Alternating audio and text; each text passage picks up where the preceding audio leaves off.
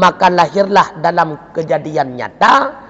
Kalau ditetapkan kepada ma'dum, maka tidak akan pernah kejadian di dalam alam nyata. Jadi kembali kepada masalah, semua makhluk itu mungkinat. Ditinjau di segi keberadaannya, boleh ada, boleh tiada, maka diistilahkan di dalam ilmu kalam mumkinat. Ditinjau keberadaannya menjadi bukti atau tanda adanya Allah, maka dalam ilmu kalam diistilahkan dengan alamat. Ditinjau dari segi adanya itu hasil daripada ciptaan, disebutkan dalam ilmu kalam dengan makhlukat. Afrad satu tapi berbeda nama dengan sebab berbeda tinjauan. Maka mungkinan itu terbagi 4. Yang pertama diistilahkan dalam ilmu kalam dengan mungkin maujud halan. Mungkin maujud halan. Yang dimaksud dengan mungkin maujud halan, sesuatu yang boleh ada, boleh tiada, tapi sekarang sudah ada. Itu yang dimaksud dengan mungkin maujudnya halan. Keberadaannya boleh ada, boleh tidak ada. Tapi halan dalam masa sekarang dia itu sudah ada. Walaupun sebelumnya belum ada. Itu dinamakan dengan mungkin maujud halan. Yang kedua, mungkin sayujadu. Si mungkin itu sayujadu. Si mungkin itu boleh ada, boleh tidak ada. Dulu belum ada, sekarang juga belum ada. Sayujadu, nanti dia itu akan ada.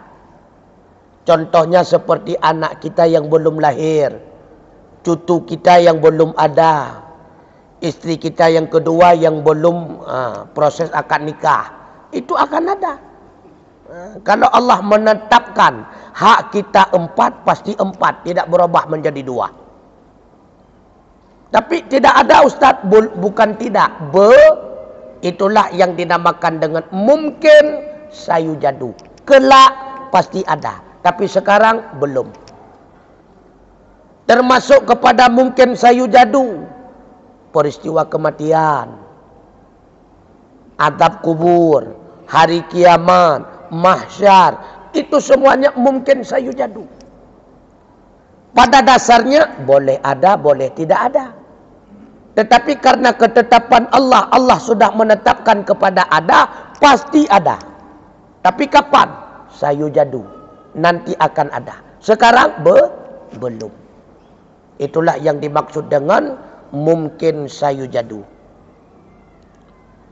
Yang ketiga, mungkin ma'dum ba'da wujud.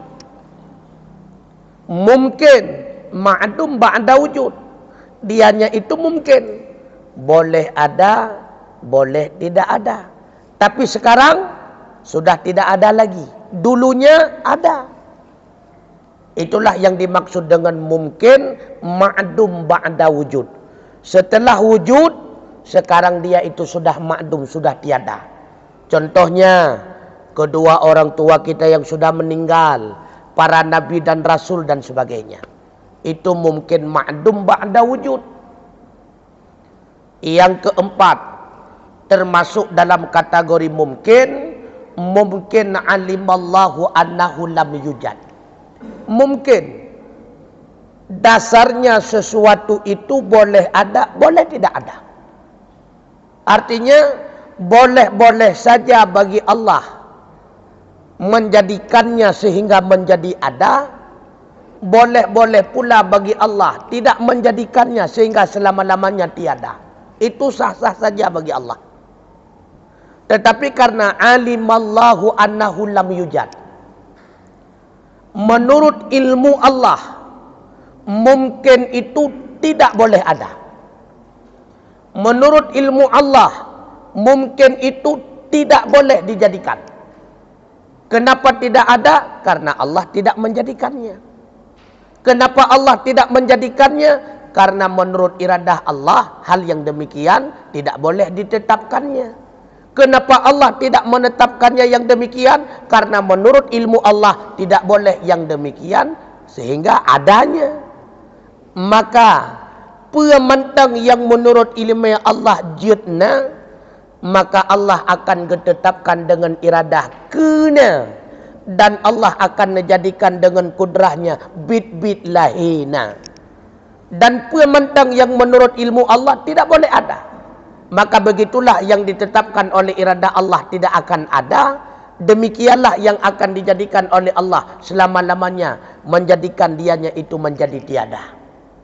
Tahu contoh, mungkin alimallahu annahu lam yujad, seperti berimannya Abu Lahab, berimannya Abu Jahal, berimannya orang-orang kafir, sampai dia meninggal tidak pernah beriman.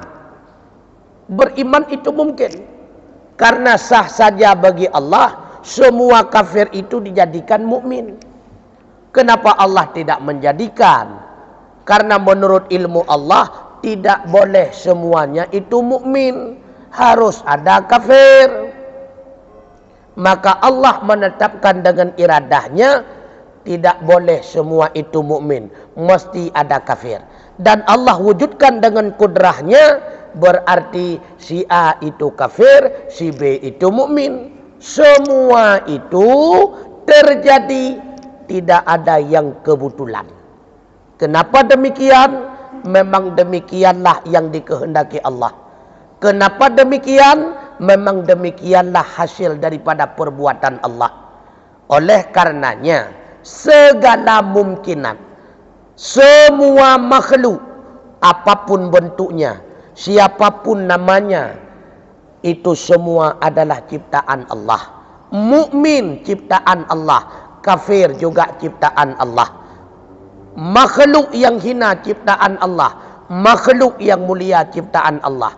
Makhluk yang bagus secara pandangan ciptaan Allah, makhluk yang tidak bagus secara pandangan pun ciptaan Allah. Anjing, babi dan sebagainya, semua itu adalah ciptaan Allah. Bahkan termasuk si A Allah jadikan taat, si B Allah jadikan maksiat, itu pun semua adalah ciptaan Allah. Ada pertanyaan? Silakan.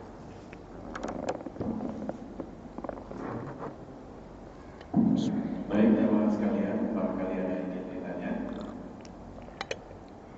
sampai dengan kemungkinan ada 4. Ada yang kurang jelas sekali atau ada yang ingin dibahas?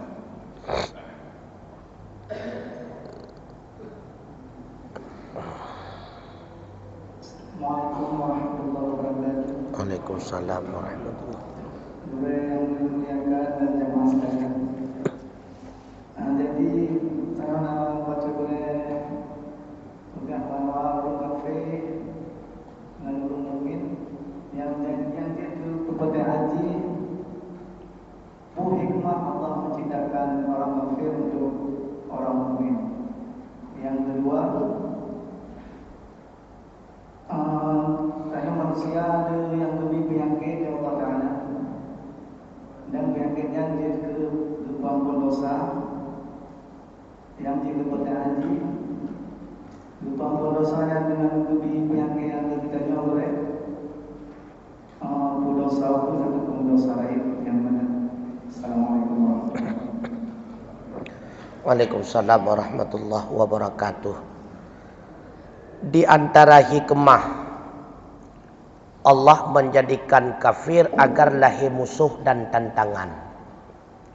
Karena di antara jalan untuk masuk surga secara gratis itulah mati syahid. Andai kata Allah nepu habis kafir, maka kakahanali bonus kepada getanya manusia. Kenapa Allah tetap meninggalkan Yahudi? Tidak Allah musnahkan sebagaimana kaum Ad, kaum Samud dan sebagainya. Allah ingin meninggalkan bahagian bonus kepada masyarakat Palestina. Karena yang mati syahid dalam perang tersebut bonus bulat asal nyo sagai tengku di antara hikmah. Tapi menjatuh kutan yang pakon Allah pegat menan nyan hantar tengah jawab. Karena pakon tidak ada pertanyaan pada perbuatan Allah, hanya perbuatan manusia yang dipertanyakan. Pakon menyepakon itu jawab menyepakon.